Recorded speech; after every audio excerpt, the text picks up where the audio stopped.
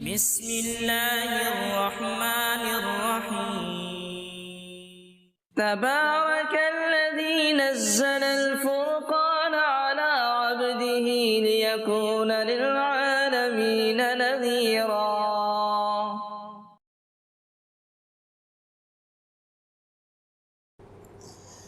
يا أيها الذين آمنوا استعينوا بالصبر والصلاة إن الله مع الصابرين۔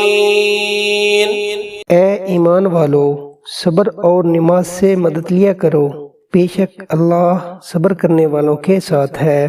ولا تقولوا لمن يقتل في سبيل الله أموات بل أحياء ولكن لا تشعرون۔ اور جو لوگ اللہ کی راہ میں مارے جائیں ان کی نسبت یہ نہ کہنا کہ وہ مرے ہوئے ہیں، وہ مردہ نہیں بلکہ زندہ ہیں، لیکن تم کو شعور نہیں۔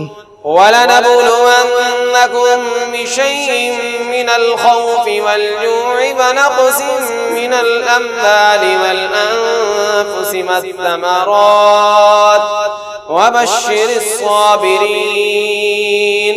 اور ہم کسی قدر خوف اور بھوک اور مال اور جانوں اور میووں کے نقصان سے تمہاری آزمائش کریں گے، اور صبر کرنے والوں کو بشارت سنا دو۔ الذين إذا أصابتهم مصيبة قالوا إنا لله وإنا إليه راجعون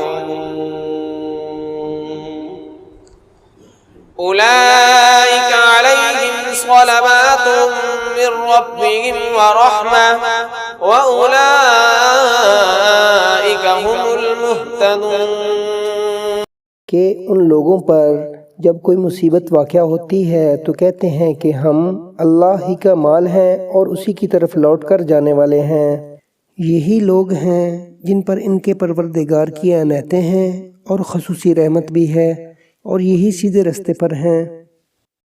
إن الصفا والمروة من شعائر الله فمن حج البيت أو اعتمر فلا جناح عليه أن يطوف بهما ومن تطوع خيرا فإن الله شاكر عليم۔ بے شک کوہ صفا اور مروہ اللہ کی نشانیوں میں سے ہیں، تو جو شخص خانہ کعبہ کا حج یا عمرہ کرے اس پر کچھ گناہ نہیں کہ دونوں کے درمیان چکر لگائے، بلکہ یہ ایک نیک کام ہے، اور جو کوئی نیک کام کرے تو اللہ قدردان ہے، دانا ہے۔